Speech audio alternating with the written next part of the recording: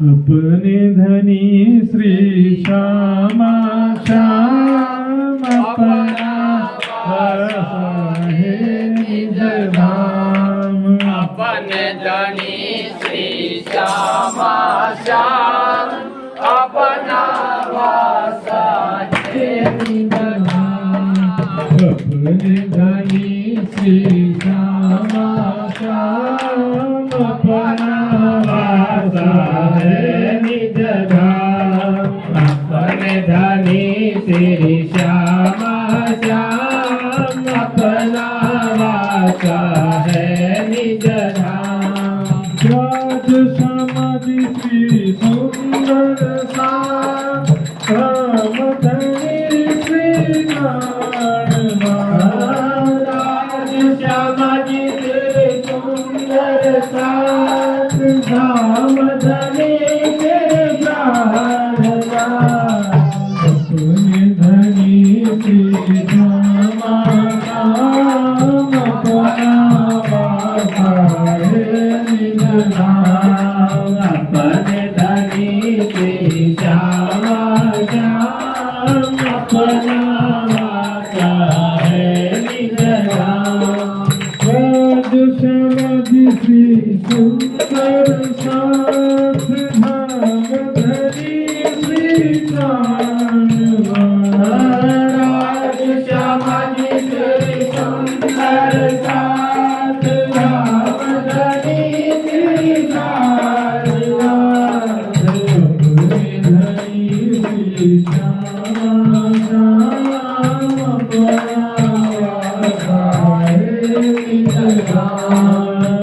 अपने धनी श्री श्यामा श्याम अपना वास है निज धाम। बोलो श्री कानाथ प्यारे की जय। सतगुरु चरण करो सप्रेम प्रणाम। अशुभ हरण मंगल करण धनी श्री देवचंद्र जी नाम। श्री प्राणनाथ निज मूलपति श्री महराज सुना। तेज कुंवरी श्यामा युगल को पल पल करूं प्रणाम, पल पल करूं प्रणाम।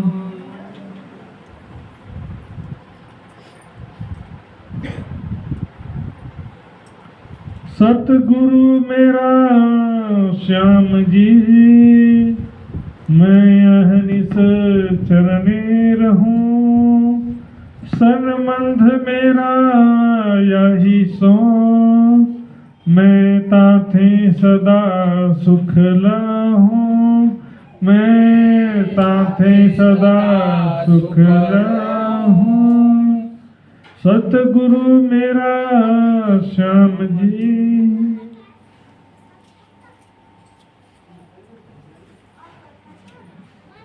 प्रणाम प्रणाम।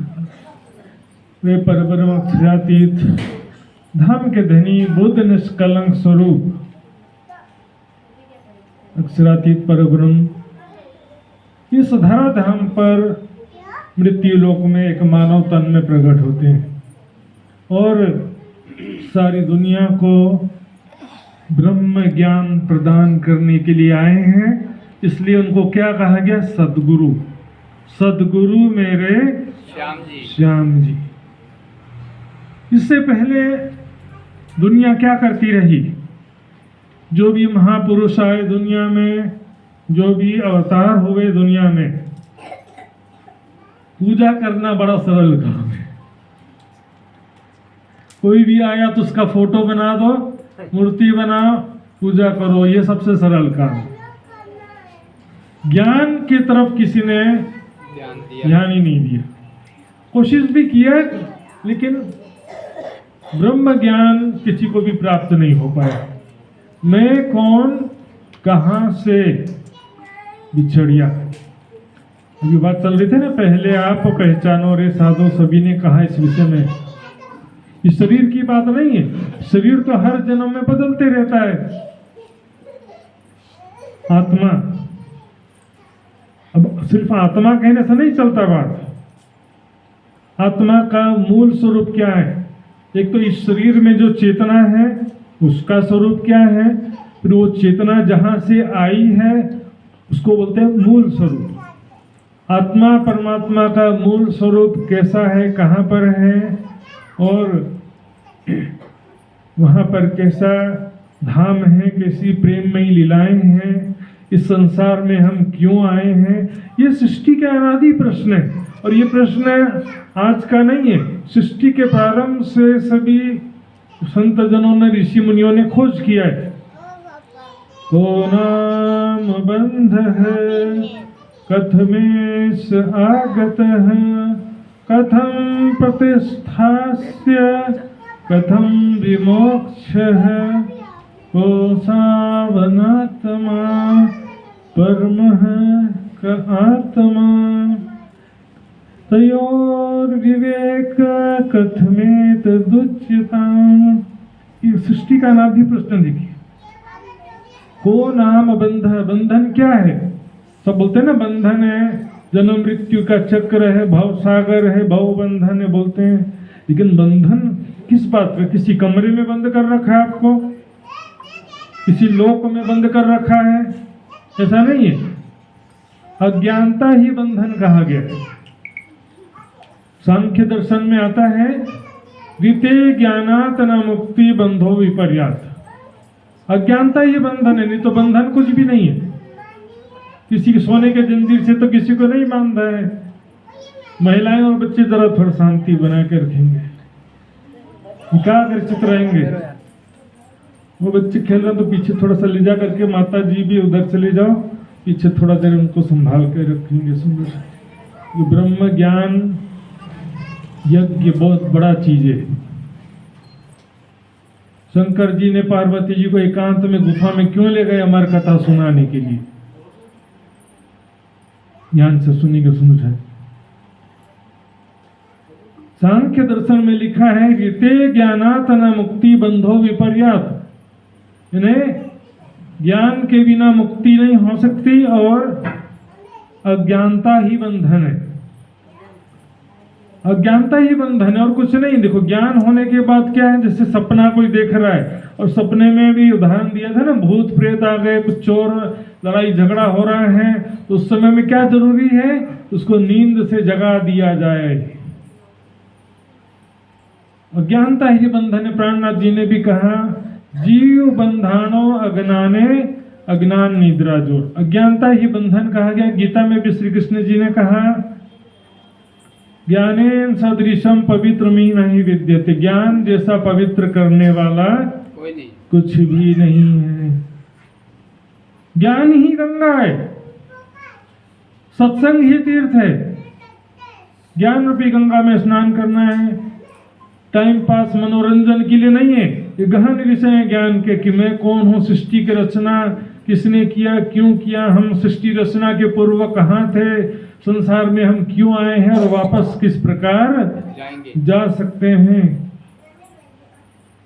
ज्ञान तो सभी महापुरुषों ने भी यथासंभव देने का प्रयास किया, लेकिन योग्यता ही नहीं, दुनिया वाले समझने योग्य नहीं है।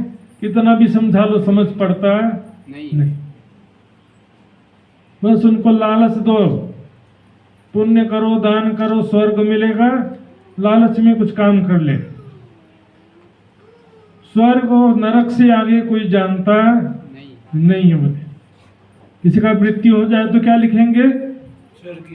स्वर्गीय या स्वर्गवासी लिख देंगे। ठीक से स्वर्ग गया कि नहीं गया ये तो अलग बात है, फिर भी गया मान लेते हैं। तो भी स्वर्ग के विषय में भी जानकारी नहीं है कि भी जितना पुण्य किया है उतना ही समय रह सकते हैं। पुण्य का क्षय होने पर न चाहते हुए भी स्वर्ग से निकाल दिया जाता है और उसके बाद फिर नरक भी जाना पड़ता है। ऐसा नहीं कि नरक नहीं जाना है। फिर अभी पितृपक्ष चल रहा था थोड़े दिनों पहले, सब लगे हुए थे पितृपक्ष।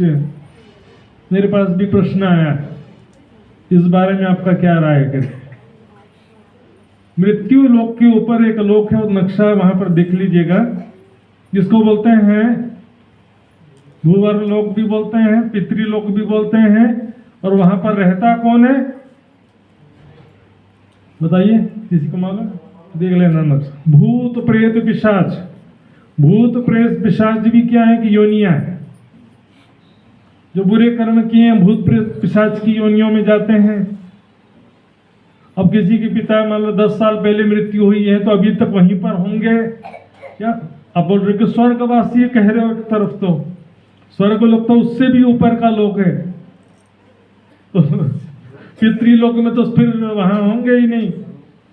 बोले कौवा बन करके आएंगे खाने के लिए, बताओ ऐसी अज्ञानता का समय। अनपढ़ से अनपढ़ देखिए, सांसारिक दृष्टि से भी देखिए, शिक्षित व्यक्ति और अशिक्षित व्यक्ति में कितना अंतर होता है। पढ़ा लिखा व्यक्ति और अनपढ़ व्यक्ति में अंतर होता है कि नहीं? रहने सहन में और काम करने के तरीके में, सब चीज में अंतर हो जाता है। संसारिक कामनाएं ही अज्ञानता का जड़ है।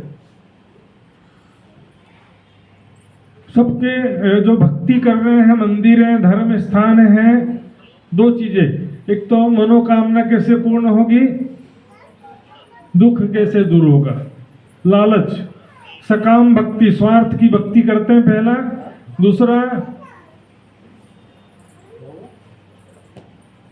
कोई शॉर्टकट, भले इस संप्रदाय में शामिल हो तो मुक्ति मिल जाएगी, उस संप्रदाय में शामिल हो तो मुक्ति मिल जाए, इस गुरु की शरण में आ जाए तो मुक्ति मिल जाए कि उस गुरु की शरण में आए तो मुक्ति मिल जाए। गंगा में नहाए तो मुक्ति मिलेगा कि यहाँ पर जाकर के मथुरा वृंदावन जाएंगे तो मुक्ति मिलेगा। सब शॉर्टकट तरीका देखिए, मिलता कुछ नहीं इस तरीके से। राम तेरी गंगा मेली हो गई, पापियों के पाप धोते धोते। करना कुछ नहीं है, जीवन भर पाप करो और बुढ़ापे में गंगा नहाएंगे तो कहां से धुल जाएगा पाप? गीता में कहा ज्ञान अग्नि सर्व कर्माणि भस्मसात कुरुते। अर्जुन, ज्ञान रूपी अग्नि में सारे कर्मों को जला के भस्म कर दो। जिज्ञासा होना चाहिए, और ये ज्ञान इससे पहले नहीं था। बुद्ध निष्कलंक स्वरूप के प्रकट होने से पहले किसी को भी नहीं था। अभी बात चल रही थी ब्रह्मा विष्णु महेश की, बताया था ना रामायण का श्लोक अभी, शंभु विरंची विष्णु भगवाना उपज ही जासु अंशते नाना। ऐसी देवी भागवत में भी श्लोक है। संख्या चेद्र सामची न विश्वा नाम कदाचन ब्रह्मा विष्णु शिवादी नाम तथा संख्या न विद्यते। करे हवा में धूल के कण हैं कितने, कोई गिन सकता है? नहीं। हमको दिखाई नहीं दे रहा, लाइट ध्यान से दिखेंगे तो दिखाई भी देगा। हवा में धूल के कण गिन नहीं सकते, फिर भी यदि गिन भी लो तो भी ऐसे असंख्यों ब्रह्मांड है जिनको कोई गिन सकता नहीं है। 14 लोकों के ऐसे असंख्यों ब्रह्मांड है। हर एक ब्रह्मांड में एक एक ब्रह्मा जी, एक एक विष्णु, एक एक शंकर भगवान है। ब्रह्मा विष्णु शिवादि नाम तथा संख्या न विद्यते, उनकी भी कोई संख्या नहीं है। असंख्यो ब्रह्मा विष्णु शंकर भगवान। अब सबको मालूम है कि शंकर भगवान हमेशा ध्यान में बैठे रहते हैं और इधर विष्णु भगवान भी हमेशा ध्यान में बैठे रहते हैं। किसी से पूछेंगे ना कि वो किसका ध्यान कर रहे हैं, अब जवाब तो देना पड़ेगा ना भाई। मेरे से कोई पूछेगा और मुझे ज्ञान नहीं है तो जवाब तो देना पड़ेगा। कोई डॉक्टर को भले बीमारी का पता नहीं चल रहा पर पेशेंट आया तो कुछ ना कुछ तो दवाई तो देना पड़ेगा ना। बोले विष्णु भगवान शंकर भगवान का ध्यान करते हैं और शंकर भगवान विष्णु भगवान का ध्यान करते हैं। कोई प्रमाण ही नहीं है। शंकर भगवान से जब पार्वती जी ने पूछा कि हे नाथ आप स्वामी आप किसका ध्यान करते हैं, मुझे वो ज्ञान दीजिए, एकांत में ले गए अमरनाथ की गुफा में। इतना कठिन कसम भी दिया कि देखो तुम्हारे स्नेहवश में तुम्हें ये ज्ञान कह रहा हूं, लेकिन अयोग्य दुनिया वालों को ये ज्ञान न कहना कभी भी, क्योंकि अयोग्य दुनिया वाले ब्रह्म ज्ञान का अपमान करेंगे। देख रहे हो ना यहाँ पर भी कितना अपमान होता है, और दुनिया वालों तो क्या सम्मान करेंगे। ब्रह्म ज्ञान का अपमान, ब्रह्म का अपमान। 1000 ब्राह्मणों की हत्या करेंगे इतना पाप लगेगा, अयोग्य दुनिया वालों को ब्रह्म ज्ञान सुनेंगे तो। अभी इतना सारा कुछ क्यों किया? यदि शंकर भगवान विष्णु भगवान का ही ध्यान कर रहे होते तो बोल देते कि विष्णु भगवान का कर रहा था मैं। पार्वती जी ने पूछा ना कि आप किसका ध्यान करते हैं? वो क्या ज्ञान कहा था उससे मतलब नहीं। लोग क्या सोचते हैं कि कोई मंत्र कहा होगा और उस मंत्र को सुनने से अमर हो जाएंगे। आज तक ये शरीर किसी का अमर हुआ हो तो बता दो, किसी भी देवी देवता का भी शरीर किसी का अमर होता ही नहीं है कभी। अखंड मुक्ति की बात है। जिस ब्रह्म ज्ञान को प्राप्त करके हमारे चेतना को अखंड मोक्ष प्राप्त हो जाए उसको कहते हैं अमर कथा। वो ब्रह्म ज्ञान ही है। पीछे बैनर बनाया हुआ देखिएगा, उस ग्रंथ का नाम है माहेश्वर तंत्रम। इन गुफा का दर्शन करेंगे तो अमर हो जाएंगे या उस अमर कथा को सुनेंगे तो अमर होंगे? बताइए। ब्रह्म ज्ञान सुनेंगे तब तो मोक्ष प्राप्ति होगा ना। केवल गुफा का दर्शन करने से कैसे हो जाएगा? सब लोग लगे में तीर्थ करने जा रहे हैं, यात्रा करने जा रहे हैं। ज्ञान ही गंगा है। सत्संग तीर्थ अपने निज स्वरूप की पहचान करें। हम कौन है, संसार में कहां से आए, सृष्टि रचना से पूर्व हम कहां थे, इस संसार में क्यों आना पड़ा, मैं कौन, कहां को कहां से बिछड़ियो, कौन भौम ए छल, गुरु शिष्य ज्ञान कथे पंथ पेंडे पर तीन कहूँ। कल श्री प्राणनाथ जी कह रहे हैं कि अनेकों धर्म संप्रदाय पंथ पेंडे गुरु शिष्य ज्ञान चर्चा चल रहा है, लेकिन किसी को भी इतना ज्ञान नहीं है कि मैं कौन हूँ, कहाँ से बिछड़ा हूँ, कौन भौम ए छल। सृष्टि के अंदर ही सब पूरा जोर लगा दी। तो बुद्ध निष्कलंक स्वरूप की जो बात लिखी है हिंदू ग्रंथों में, कल्कि अवतार। कल्कि का मतलब क्या है कि घोड़े पे सवार होके आएंगे, इसलिए कल्कि कहते हैं। सफेद घोड़े पर सवार होकर के आएंगे भगवान कल्कि, हाथ में तलवार होगा, दुष्टों का नाश करेंगे। लिखा है ना भी ग्रंथों में सब लिखा हुआ है। अब इससे पहले भी जो अवतार होते थे दिखेंगे, राम भगवान अवतार हुआ, कृष्ण जी का अवतार हुआ, या जो भी अवतार हुए, जनरली सभी ने राक्षसों का या दुष्टों का संहार किया है। राम ने रावण का वध किया, कृष्ण ने कंस का वध किया कि नहीं किया? लोग इसी तरह से समझ लेते हैं। लेकिन ये कलयुग है। यहां पर कलयुग में कोई एक रावण नहीं है, कोई एक कंस नहीं है। किस रावण की बाहें काटूं, किस लंका को आग लगाऊं, घर घर रावण घर घर लंका, इतने राम कहां से लाऊं। बोलो श्री प्राणनाथ प्यारे की जय। ध्यान से सुनेंगे सुंदर सा जी साहब। कलयुग में सबके अंदर ही रावण है।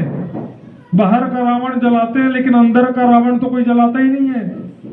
चपरासी से लेकर के अधिकारी तक कौन है जो भ्रष्टाचार नहीं करता है? कौन है जो ऐसा मौका छोड़े कि 2 नंबर भी बेईमानी से कमाने मिल रहा है तो कोई छोड़ेगा? बताओ मेरे को। पहला पत्थर वही मारे जिसने पाप ना किया हो। दूसरों को पत्थर मारना सरल है।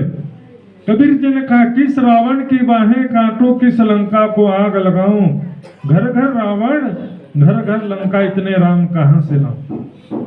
कल की अवतार इसका प्रयोजन ही अलग है। कलयुग में पाप असत्य झूठ का भंडार है। सबके हृदय से जो अज्ञानता का नाश कर दे, सबके हृदय से बुराइयों का जो नाश कर दे। वेदों कहिया आवसी बुद्ध ईश्वरों का ईश, मेट कलयुग असुराई, कलयुग की असुराई, मेट कलयुग असुराई, देसी मुक्त सबो जगदीश। सबके अंदर से बुराइयों को दूर करने की बात है यहाँ पर। सफेद घोड़ा क्या है? जागृत बुद्धि, शुद्ध बुद्धि। और तलवार है तारतम ब्रह्म ज्ञान रूपी तलवार। 70,000 बोलते ना, 70,000 काफिरों को अंदर जो 70,000 नाड़ियां हैं हमारे शरीर में, उसमें जो रजोगुण तमोगुण मायावी विकारों रूपी काफिर है, उनको नाश करेंगे। सबके इधर से अज्ञानता का नाश करेंगे, सबके अंदर परमात्मा का प्रेम उत्पन्न होगा, तब जा करके सभी एक सत्य मार्ग को प्राप्त हो सके। अभी जो है कि धर्म का दिखावटी रूप चल रहा है। और मैं नहीं कह रहा, देखिए गीता में देखो, भागवत में देखो, ग्रंथों को देखें तो खुद पता चले। गीता में 7वें अध्याय में लिखा है, सांसारिक भोगों की कामनाओं से जिनकी बुद्धि हर ली गई है, सांसारिक भोगों की कामनाओं से जिनकी बुद्धि हर ली गई है, ऐसे अल्प बुद्धि वाले मनुष्य विभिन्न देवी देवताओं की पूजा करते रहते हैं। लिखा है, देखा, और मैं तभी दिखा दो, मैं गीता प्रेस गोरखपुर की टीका देख सकते हैं। अल्प बुद्धि वाले लिखा है, विभिन्न देवी देवताओं की पूजा क्यों कर रहे हैं? संसारिक कामनाओं के लिए। मोक्ष का जहां लक्ष्य होगा तो फिर विचार होगा कि भाई सबका मालिक एक है, सबका परमात्मा एक है, जो अजन्मा है, अनादि है, अक्षरातीत है, जो कभी जन्म नहीं लिया, जिसने सृष्टि के प्रारंभ में आदि नारायण की उत्पत्ति होती है और उसके पश्चात ही बाकी देवी देवताओं की उत्पत्ति होती है। और यहाँ तो बोले कि हमारे गुरु परमात्मा बन गए, कि परमात्मा कोई पोस्ट है? परमात्मा कभी बना जा सकता है तो बता दूं, जो है वो है, अनादि काल से अनंत तक रहे, कोई बन नहीं सकता। देखिए, परमात्मा की प्राप्ति करना, परमात्मा का दर्शन करना, परमात्मा का आनंद प्राप्त करना, ये हो सकता है, लेकिन परमात्मा नहीं बन सकता कोई। परमात्मा जो है वो अनादि है, अक्षरातीत, क्षर अक्षर से परे सच्चिदानंद परब्रह्म है। सनमंद मेरा यही सो। अब क्या कह रहे हैं, देखिए, दुनिया वालों के लिए वो कल की अवतार है, दुनिया वालों के लिए बुद्ध निष्कलंक है, लेकिन परम धाम की जो आत्माएं हैं, अभी बात चल रही थी ना, ब्रह्म आत्माएं परम धाम से इस कलयुग में प्रकट हुई है। ब्रह्म आत्माओं के लिए वो क्या है? प्राणों के नाथ, इसलिए प्राणनाथ कहते हैं, आत्मा के प्रियतम। बोलो श्री प्राणनाथ प्यारे की, तुम हो एक अगोचर सबके प्राण पति, सबके प्राणों के स्वामी है, प्राणों के नाथ है। किसी तन का नाम नहीं है और कोई नया भगवान नहीं है। सत्तावाचक रूप से कह सकते हैं कि परमात्मा, परब्रह्म, और ग्रंथों में जो विभिन्न नाम कहे गए हैं, वैदिक मत में कहते हैं कि भाई एक ही परमात्मा के अनेकों नाम है, अलग अलग परमात्मा नहीं है। शिव शब्द देखिए, पौराणिक मत में शिव शंकर भगवान को कहेंगे, वैदिक मत में शिव कहेंगे एक परमात्मा, दोनों में अलग अलग है। और देख लो कि ब्रह्मा कुमारी मत है, उसमें भी दोनों का अलग बोलेंगे, शिव अलग है, शंकर अलग है बोलेंगे। इसी तरह से देखो, राम शब्द प्रयोग करते हैं ना सब, एक राम दशरथ का बेटा, एक राम घट घट में लेटा, एक राम का जगत पसारा, चौथा राम है सबसे न्यारा।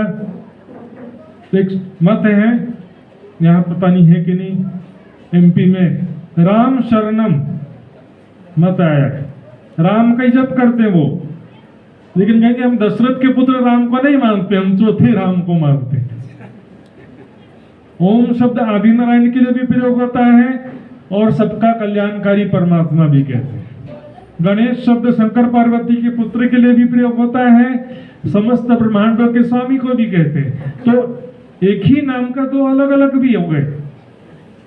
ज्ञान नहीं होने से सब संसार के अंदर ही भटक रहे। जो पैदा हुआ है वो मरेगा, मृत्यु को प्राप्त होगा, जो उत्पन्न हुआ है वो लय को प्राप्त होगा। तो वो परमात्मा कभी नहीं हो सकता। जो पूत किसी का होते हैं, जो साहेब सबका ना है, जो साहेब सबका होते सो पूत किसी का ना है। और यहाँ पर बात है अपने आत्मा के स्वरूप की पहचानने की बात है। पहले आप पहचानो। और भगवान के विषय में या परमात्मा के विषय में तो बोलेंगे कि ये परमात्मा, कोई बोलेगा कि वो परमात्मा, कोई बोलेगा ये परमात्मा है। लेकिन जब अपनी बात भी तो आती है ना कि मैं कौन हूं। ब्रह्म ज्ञान में दोनों बातें आती हैं, केवल परमात्मा का ज्ञान ब्रह्म ज्ञान नहीं है, अपने आत्मा का ज्ञान भी ब्रह्म ज्ञान है। अब आत्मा के विषय में जो बात आई थी, ध्यान से सुनेंगे। एक है सभी प्राणियों के अंदर जो चेतना है, सभी प्राणियों के अंदर जो जीव चेतना, शुद्ध चेतना, ग्रंथों में उसे भी आत्मा कहा गया है। शुद्ध चेतना जो सभी प्राणियों के अंदर है, वही ब्रह्म सत्ता संसार के भी कण कण में है। तो ग्रंथों में क्या लिखा है, वेदांत दर्शन में और संन्यास मत में, वैदिक मत में क्या कहते हैं कि शुद्ध चेतना आत्मा होती है, और वो जब शरीर में आती है शुद्ध चेतना, तो शरीर इंद्रियों और अंतस्करण से जब जुड़ती है वो, तो अज्ञान दशा को प्राप्त हो जाती है।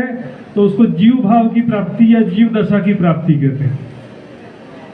लेकिन जब उसको वापस ज्ञान हो जाता है, वो शरीर नहीं हूं मैं, इंद्रिया नहीं हूं, अंतस्करण नहीं, उन सबसे मैं परे हूं, शुद्ध बुद्ध चेतना का ज्ञान होता है, तो उसको ज्ञान दशा में प्राप्त कह देते हैं, तो वो वापस आत्मा रूप में प्राप्त हो जाती है। लेकिन इसको ऐसे कह सकते हैं कि परम धाम की आत्मा, ब्रह्म आत्मा, परम नाम से वो ब्रह्म आत्माएं जो कभी ब्रज मंडल में रास लीला में गोपियों के रूप में आई थी। ध्यान से बोलो श्री प्राणनाथ प्यारे की दिव्य परम धाम, क्षर अक्षर से परे। उसको जाने बिना देखिए, सुंदर साथ हो तो भी ब्रह्म ज्ञान पूर्ण नहीं होने वाला। उसको जाने बिना, परम धाम को जाने बिना 25 पक्ष से आपना, जिसको लगता है कि आपना छे उसका है, ये तो बोले पता नहीं हमको जाने मिलेगा कि नहीं मिलेगा। आपना छे तो फिर आपना छे, नहीं तो फिर बोले कि भाई अंदर आने दे दो, तो फिर बाहर ही खड़े रह जाओगे। अधिकार, विश्वास होना चाहिए कि मैं परम धाम की आत्मा। दिव्य परम धाम से वो पर ब्रह्म अक्षरातीत युगल स्वरूप कहा गया परमात्मा को। ध्यान से समझिए, परमात्मा को क्या कहा गया है, प्रेम का स्वरूप। और प्रेम का स्वरूप अकेला नहीं होता कभी, राधा बिना श्याम आधा।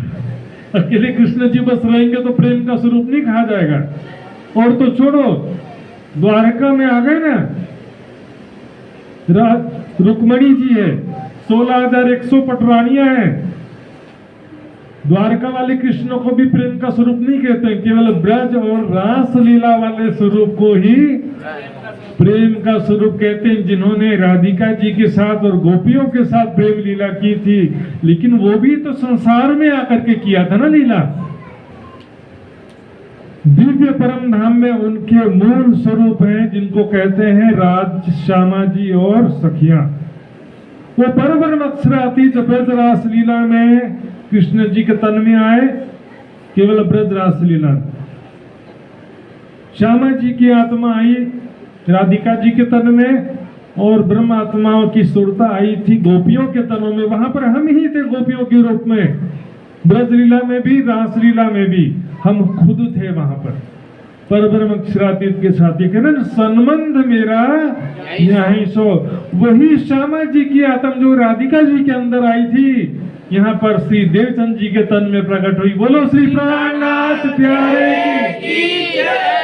बुद्ध अवतार, 2 अवतार की बात आती है, बुद्ध अवतार और कल्कि अवतार। तन को देख करके भ्रमित हो जाते हैं। ये ज्ञान की लीला है, जागनी लीला है। ये यहाँ पर डांडिया खेलने की लीला नहीं है। यहाँ पर प्रकट रूप से प्रेम लीला नहीं कि मटकी फोने और जैसे कृष्ण जी गोपियों को बांसुरी बजा के बुलाते थे, प्रेममय लीलाएं करते थे, वैसे यहाँ पर अब कोई वैसा स्वरूप भी नहीं है। कोई पुरुष, स्त्री, बच्चा, बूढ़ा सभी प्रकार के तन हैं। ब्राह्मण, क्षत्रिय, वैश्य, शूद्र सभी प्रकार के तनों में ब्रह्मात्माएं आई हैं। शहरों में, गांवों में, अमीर, गरीब, ऊंची नीची सभी प्रकार के साथ उतरा, चारों वर्णों में। ये जागनी लीला है ज्ञान और ध्यान की। ज्ञान से समझना है और परम धाम का ध्यान करना है। वही परमात्माएं पुनः इस संसार में विभिन्न तनों में फिर से प्रकट हुई है। तो उसी बात को कह रहे हैं, ब्रज लीला रास माहे हम खेले जान के यार, जागनी लीला जाग पहचान पियो सो बिल से जान करता है। ब्रज रास लीला में हमको ज्ञान नहीं था कि हम परम धाम की आत्माएं हैं या हमारे परम धाम के प्रीतम हैं, कुछ याद नहीं था। मान लो कि यहां से गए दिल्ली या बॉम्बे कहीं भी घूमने के लिए गए या किसी काम से गए और वहां पर जाकर के भूल गए कि हम किस काम से आए थे, मैं भूल गया कि पता नहीं किस काम से आया था। वापस आए तो याद आया कि अरे मैं तो किस काम से गया था, वो काम ही अधूरा रह गया। तो दोबारा जाना पड़ेगा ना। फिर पहले फिर निध ना होती तारतम ज्योत रोशन थी। पहले फिर ब्रज रास लीला में तारतम ब्रह्म ज्ञान नहीं था, सपने के जैसे देखते रहे, सपने के समान देखते रहे कि सपने में जैसे बड़ा मजा आ रहा है, नाच रहे हैं, कूद रहे हैं, प्रीतम के साथ खेल रहे हैं, उस तरह से खेले जान के यार, क्योंकि परम धाम के मूल संबंध की पहचान नहीं थी, इसलिए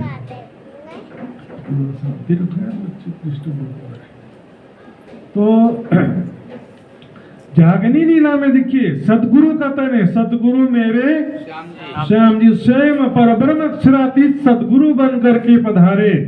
कल की अवतार जो बोल रहे हैं ना, लीला कैसी है? ज्ञान की लीला है, जागृत बुद्धि की लीला है। ये लीला करने वाले स्वयं परब्रह्म है, लेकिन दुनिया क्या समझ लेती है, अन्य संतों के समान ये भी कोई संत है ऐसा समझ लेते हैं।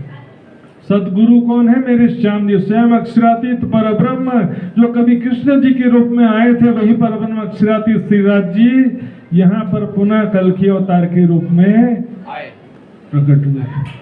वो ब्रह्म ज्ञान लेकर के प्रकट हुए हैं। निज नाम सोई जाहिर हुआ जाकी सब दुनिया दिखे। तो ब्रह्म ज्ञान जिसका सारी दुनिया रास्ता देख रही थी, क्योंकि ब्रह्म ज्ञान के बिना मुक्ति नहीं होना था।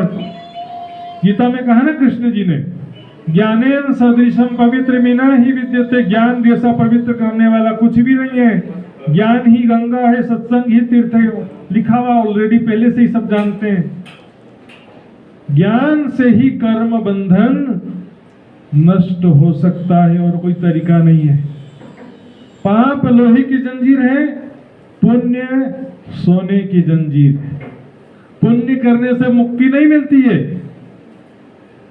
पाप करके पुण्य करने से पाप नष्ट नहीं होता है। लोग क्या सोचते हैं, जीवन भर पाप किया है, चलो भागवत पुराण रख देते हैं, 7 दिन का कथा का आयोजन कर लेते हैं, या तो हरिद्वार जाकर गंगा में स्नान करके आ जाते हैं। गंगा गए गल मुक्ति नहीं, जो सो सो डुबकी लगाइए। मक्का गए गल मुक्ति नहीं, जो सो सो जुम्मे पढ़िए। तीर्थ क्या है? सत्संग ही तीर्थ। हृदय तो निर्मल होना चाहिए ना। पानी में नहाने से हृदय निर्मल हो सकता है किसी का? तन से, पानी से तन निर्मल होता है, पानी से शरीर निर्मल हो सकता है, मन निर्मल नहीं हो सकता। मन निर्मल होगा, ज्ञान रूपी साबुन से नहाना पड़ेगा। अपने आत्म स्वरूप को पहचानो। दिव्य परम धाम में हमारा कैसा स्वरूप है, कैसी प्रेममयी लीलाएं हैं, कैसे प्रीतम के साथ हम प्रेम आनंद में रहते हैं उस दिव्य धाम में। हमको जो अप्राप्त है उसको प्राप्त करना पड़ता है, इसको अप्राप्त कुछ भी नहीं है। सहजल सुख तुम में है सदा, अल्प नहीं असुख। अल्प मात्रा में भी दुख नहीं है वहां पर। परम धाम में प्रेम और आनंद स्वतः आसानी से सभी को प्राप्त है, दुख का नामो निशान भी नहीं है। समस्या है कि बस अपने आप को भूल गए हम, अपने निज स्वरूप को भूल गए, बस यही प्रॉब्लम है और कुछ नहीं। एक बार एक राजा था, उसकी बहुत सारी रानियां थी। सभी रानियां एक बार जिद करती हैं कि हमको घुमाने के लिए ले जाओ। राजा कहता है कि मैं बहुत बिजी हूँ, व्यस्त हूँ, जरूरी राजकाम है, राजकाज है, इसलिए अभी मैं ले जा सकता नहीं हूँ, 2 दिन बाद ले जाऊंगा, 2 दिन तक वेट करो, प्रतीक्षा करो। रानियां कहती नहीं, हमको तो आज ही जाना है, आज ही हमको घूमने के लिए लेके चलो करके। राजा परेशान हो जाता है, क्या करूं, जिद कर रही हैं ऐसे। अब प्रेम की जिद होती है ना, कहता ठीक है, देखो मैं तो नहीं जा पाऊंगा, तुमको जाना तो जाओ, लेकिन साथ में सेनापति और सैनिक सब जाएंगे, पहला चीज। और तुमको सैनिकों का, सेनापति का कहना मानना पड़ेगा। सेफ्टी प्रोटोकॉल होता है ना भाई, बिना इजाजत के उधर उधर नहीं जाना है, सैनिकों के साथ रहना जहां भी रहना है। सैनिकों के साथ में रानियों को भेज दिया। अब रानियां सारी चंचल, कोई इधर भाग रही है, कोई उधर भाग रही है।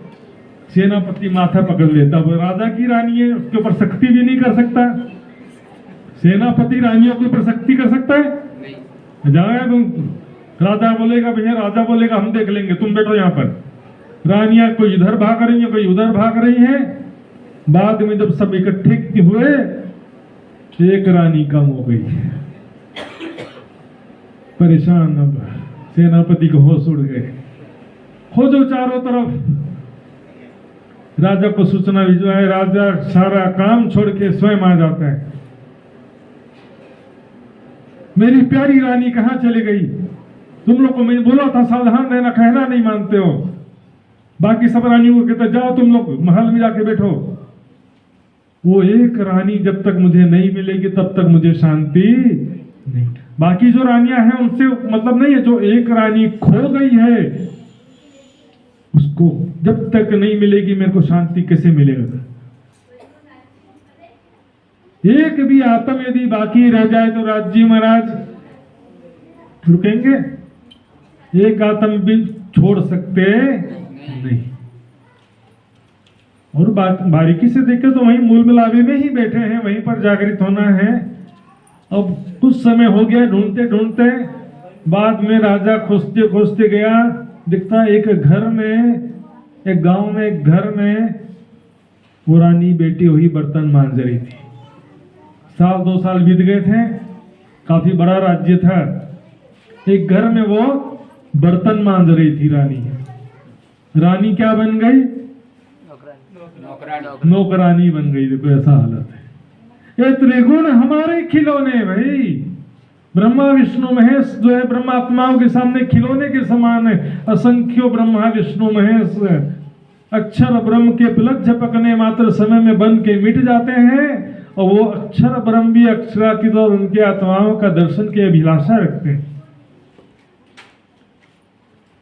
रानी क्या बन गई? नौकरानी बन गई। अब राजा सामने जाके खड़ा हो गया, और रानी देखती पता नहीं कौन मुझे देख रहा, पहचान ही नहीं रही है राजा को। कौन देख रहा व्यक्ति मुझे, घूर घूर के देखे जा रहा है कौन? ऐसा हालत हो गया, पहचान ही नहीं रहे, कोई कौन तुम कौन हम, कैसी अपनी पहचान। ऐसा हालत हो। सतगुरु बन पिया आप पधारे, तार तम के किए उजियारे। क्या लेना देना हमका राज्य से?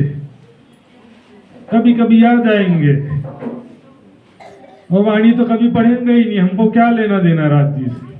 राज्य को ले जाना तो ले जाए, नहीं तो हम तो बैठे हैं मरने के लिए यहीं पर। जैसे राज्य की ही सारी गरज है, हमको तो कुछ करने की जरूरत ही नहीं। प्यारे सुंदर साथी, राजा सोचता है कि इसको हो क्या गया, मुझे भी नहीं पहचान रही है। लेकिन बोले कि जब तक इसको अब ऐसे ले जाऊंगा तो भी कोई फायदा तो है नहीं। शांति। जब तक इसको मैं ऐसे यदि ले भी जाऊं, नौकरानी के रूप में, तो अपने को भूल गई है, याददाश्त खो गया उसका। चोट लगा था सिर में बहुत पहले जब खेलते खेलते। तो क्या हुआ कि याददाश्त जब तक नहीं आएगा तो ले जाने का भी कोई फायदा है? महल में ले जाए तो, रानी को महल में ले जाए और उसको याद ही नहीं है तो कोई फायदा होगा? इसलिए पहले यहां रहते हुए जगाना है, फिर वहां जाएंगे। यहाँ रहते हुए पहले जगाना पड़ेगा। देखिए आत्मा जो है, देखिए परम धाम की जो आत्मा बोलते हैं एक्चुअल में, एक जगह इसलिए कह दिया है तो रूह ना कोई रोहन की, पर आत्म की जो सुरता है, power of concentration, Kamlesh ji बोल रहे थे ना, जैसे मैं यहाँ बैठा हूं, मैं ख्यालों में खो गया, इसको बोलते हैं सुरता या पावर ऑफ कंसंट्रेशन। लेकिन वो स्वतः नहीं आई है, हमारे कंट्रोल में नहीं है, वो किसके कंट्रोल में है? राज्य के कंट्रोल में। राज्य जैसा दिखाना चाह रहे हैं वैसा हम देखते जा रहे हैं, हमारे कंट्रोल में नहीं हो।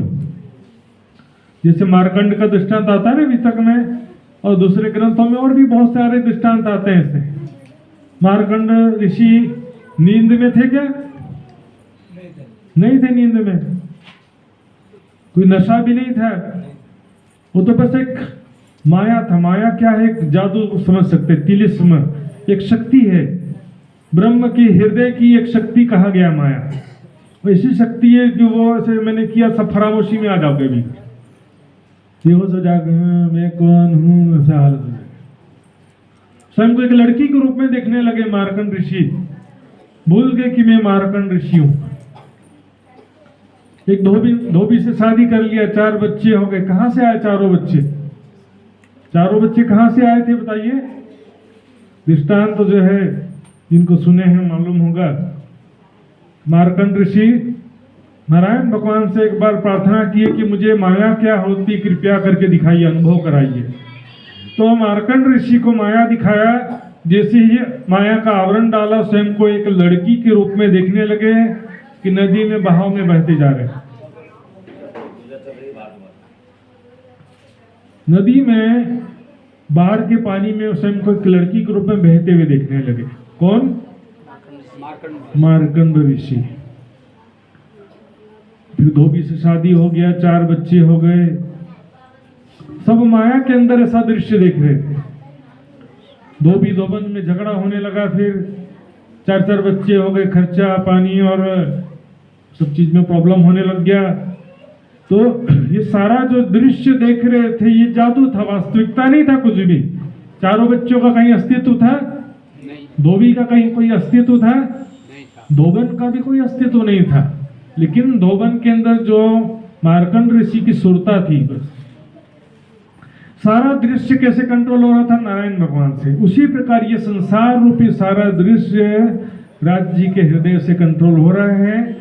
और यहाँ पर जैसा दृश्य राज्य दिखाना चाह रहे हैं वैसा दृश्य सभी ब्रह्म आत्माएं देख रही है। लेकिन अज्ञान दशा में बंधन है, अज्ञान दशा में दुख होता है। ज्ञान प्राप्त होने के बाद कोई बंधन भी नहीं है और कोई दुख भी नहीं।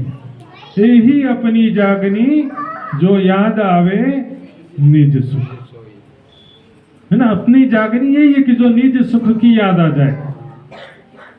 जीव आत्मा परम धाम की सुरता, ये और एक बहुत लंबा विषय है। आत्मा केवल दृष्टा है, पर आत्म की सुरता जो है वो केवल दृष्टा है कि नहीं? दृष्टा, वो केवल देख सकती है, कर नहीं सकती कुछ भी। एक गाड़ी में बैठे ना, ट्रेन में हम जाते हैं, ट्रेन कभी धीरे हो गई, कभी फुल स्पीड हो गई, हम तो बस बैठे बैठे इंतजार कर सकते हैं कि ट्रेन वाह बढ़िया चल रही, ट्रेन फुल स्पीड, मजा आ गया, चेन पुलिंग कर दिया, रुक गई। बस वाला 2 घंटे में पहुंचा रहा था, हम क्या करेंगे भाई? इंतजार ही कर सकते हैं। दृष्टा, पिक्चर में हम दृश्य देख सकते हैं, पिक्चर का दृश्य बदल सकते नहीं है। आत्मा को दृष्टा कहा गया है, जीव जो है उसको कर्ता कहा गया है। लेकिन जीव का भी अलग से कोई स्वतंत्र अस्तित्व नहीं है। जीव चेतना भी जो है वो ब्रह्म सत्ता का ही एक रूप है। कि मेरे सपने में मेरा एक तन है और मेरे सपने में और भी 100 लोग हैं। 100 लोग नहीं समझ में आ रहा तो 10 लोग है समझे। मेरे सपने में और भी 10 लोग हैं ना, तो मेरे सपने में जो मेरा तन है वो भी मेरे ही चित्त की चेतना से चल रहा है, और मेरे सपने में दूसरे 10 लोग हैं वो भी उनका शरीर भी मेरी ही चित्त उसकी चेतना से चल रहा है ना। उनका चेतना कहाँ से आएगा? ये बाजू वाले का तो नहीं आएगा। मेरे सपने में 10 लोग हैं, 25 लोग हैं, सब सारा स्वप्न ही मेरी चित्त की चेतना से चल रहा है। मृत व्यक्ति को सपना नहीं आता है। लेकिन अंतर क्या होता है कि मेरे सपने में जो मेरा तन है उसके सुख दुख का मुझे अनुभव होता है, लेकिन बाकी लोगों का सुख दुख का अनुभव मुझे नहीं होता है। मेरे सपने में जो मेरा तन है उसे कोई मारेगा तो मैं घबराऊंगा, डरूंगा, लेकिन मेरे सपने में दूसरे लोग कट रहे हैं, मर रहे हैं, तो मुझे उससे ज्यादा फर्क नहीं पड़ेगा। क्यों? क्योंकि मेरे चित्त की सुरता मेरे स्वाप्निक तन में अन्य तनों में नहीं है। दो चीज हो गया, चेतना और सुरता दो अलग अलग चीज। चित्त की चेतना सबके अंदर है, लेकिन मन की सुरता केवल मेरे स्वाप्निक तन में है, अन्य लोगों में नहीं है। इसी प्रकार से माया के जीवों को भी माया का स्वरूप कहा गया। छल को छल ना लागे ही ओ लहरी ओ जल। माया के जीव को माया नहीं लगती है, क्योंकि माया के जीव माया का ही स्वरूप है। रे मन भूल ना महामत, दुनिया देख तू आप संभार, ए दुनिया नहीं बावरी, ए रचियो माया ख्याल।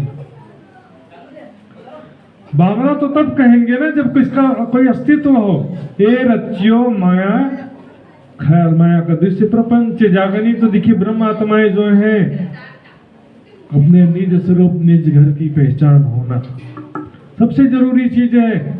यही अपनी जागनी जो धर्म का बाह्य रूप है। सभी जगह ऐसा हालत है, धर्म के नाम पर ऐसे खड़े हो गए जैसे कि बहुत बड़ा धर्म का काम कर रहे। पहले मंदिर जाते हैं हर सोमवार को, हर मंगलवार को, हर रविवार को, जैसे बहुत बड़ा धर्म का काम कर रहे। मेहनत अति प्राप्ति रत्ती, समझ में आता है? रत्ती 2 उंगली के बीच में होता है ना, उसको रत्ती बोलते हैं।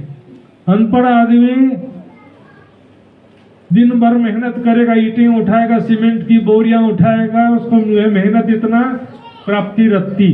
और पढ़ा लिखा आदमी बैठे बैठे काम करेगा और उसको पेमेंट मिलेगा दिन का 2000 3000, और उसको मिलेगा 200 300। बिना ज्ञान के भक्ति अंधभक्ति कहलाती है। अंधविश्वास, अंधभक्ति, धर्म के नाम पर सारा दिखावा चल रहा है, कर्म कांड, दिखावा, अज्ञान जनित भक्ति लगे हुए हैं, जिससे प्राप्ति कुछ भी नहीं होता है। हाँ, बोले उसका श्राद्ध करना, किसी का धाम का देहांत हो गया, श्राद्ध करने से क्या होगा? जीवित व्यक्ति को बोले कभी प्यासे को पानी पिलाया नहीं तो बाद अमृत पिलाने से क्या फायदा है?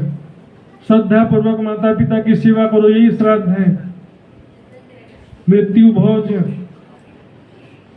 नहीं, खुशी का अवसर है कि दुख का अवसर है? मैंने जो पुण्य किया उसका ही तो फल मुझे मिलेगा ना। मेरे जाने के बाद करेंगे तो उसका फल मुझे कैसे मिलेगा? जो कर्म किया उसी को ही तो फल मिलेगा। और कर्म का मार्ग देखिए, कर्म का मार्ग स्वर्ग नरक का मार्ग है। गीता में कहा ज्ञान अग्नि सर्व कर्माणि भस्मसात कुरुते अर्जुन। ज्ञान रूपी अग्नि में सारे कर्मों को जला के भस्म कर दो। अर्जुन ने पूछा था ना कि भाई मेरे सामने गुरु द्रोणाचार्य हैं, गुरु भीष्म पितामह हैं, सारे चाचा काका भाई भतीजे सब खड़े हैं, मैं इनका वध करूंगा तो वैसे ही नरक जाना है, तो पहले ही नरक चले जाओ।